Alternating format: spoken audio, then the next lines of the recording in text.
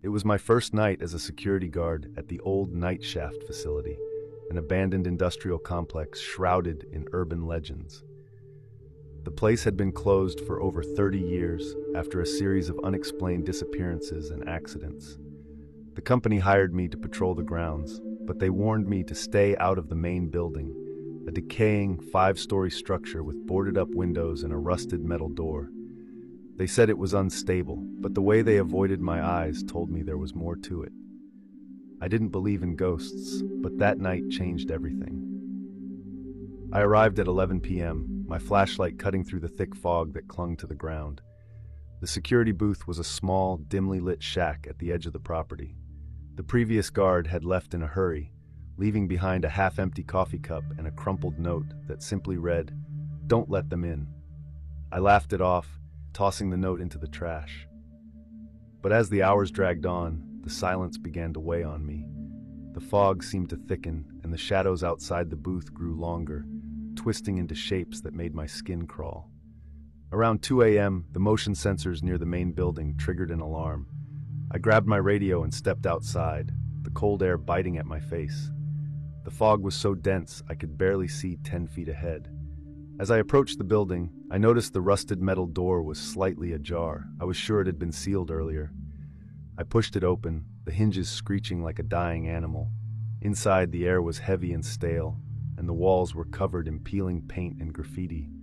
My flashlight flickered as I stepped further in, casting long, jagged shadows that seemed to move on their own. I heard it then, a faint tapping sound, like fingernails scratching against metal. It came from above, somewhere on the upper floors. I radioed the booth, but all I got was static. The tapping grew louder, more insistent, and I felt a sudden, overwhelming urge to leave.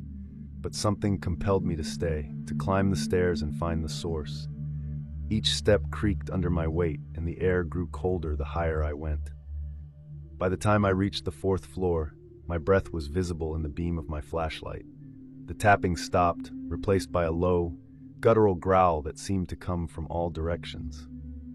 I turned, sweeping my flashlight across the room, and that's when I saw them. Figures, hunched and shadowy, crawling along the walls and ceiling like insects. Their eyes glowed a sickly yellow, and their mouths stretched into grotesque, toothless grins. I froze, my heart pounding in my chest. One of them dropped from the ceiling, landing just a few feet in front of me. It tilted its head, studying me with those glowing eyes, before letting out an ear-piercing shriek. I turned and ran, the growls and shrieks echoing behind me. The stairs seemed to stretch endlessly, and the shadows closed in around me. I could feel their cold breath on the back of my neck, their bony fingers brushing against my arms. I burst out of the building and sprinted toward the security booth, but when I got there, the door was locked. I pounded on the window, screaming for help, but the figure inside wasn't me. It was a shadowy, twisted version of myself, its face contorted into a horrifying grin. It raised a hand and pointed back toward the building. I turned and saw them, dozens of the creatures, crawling out of the fog, their glowing eyes fixed on me.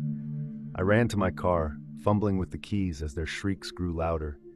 I drove off, my hands shaking on the wheel, and didn't stop until I was miles away.